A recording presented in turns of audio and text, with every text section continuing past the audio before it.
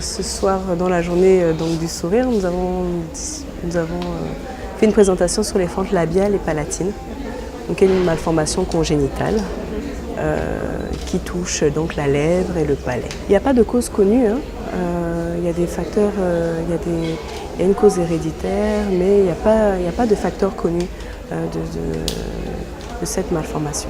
Le traitement est chirurgical, comme on vous a dit tout à l'heure. Souvent, la réparation de la lèvre se fait à partir de l'âge de 3 mois et le palais à partir de l'âge de 6 mois.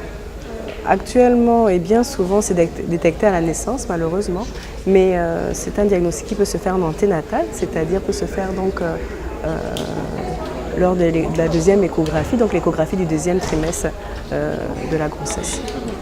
Comme je l'ai expliqué tout à l'heure, finalement, ce thème en fait est dans la continuité des 2 précédentes éditions. Pourquoi sourire et santé? Parce qu'on l'a vu avec les différentes spécialités, que les atteintes du sourire et les malformations de la face finalement deviennent des facteurs psychologiques et sociaux, des handicaps psychologiques et sociaux qui ne nous permettent pas tout à fait de nous épanouir en société. Donc si on fait la combinaison des 3, vu la définition de la santé de l'OMS, finalement on se rend compte que le sourire, aussi anodin que ça puisse paraître, est une préoccupation majeure de la santé, puisque c'est une préoccupation d'un point de vue psychologique, social et d'un point de vue physique en fait.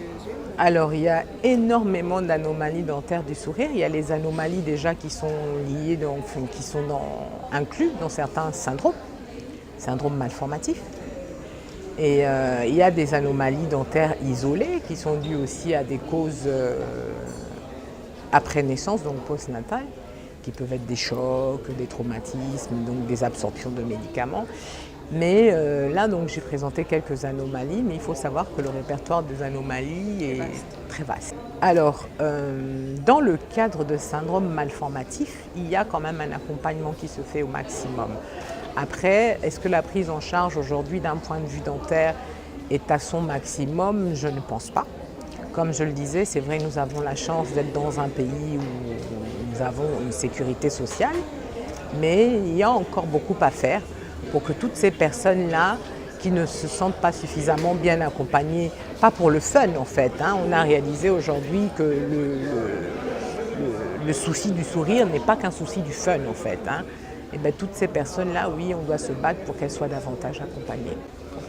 Que ce soit la CNAMGS ou les assurances privées, l'accompagnement n'est pas maximisé.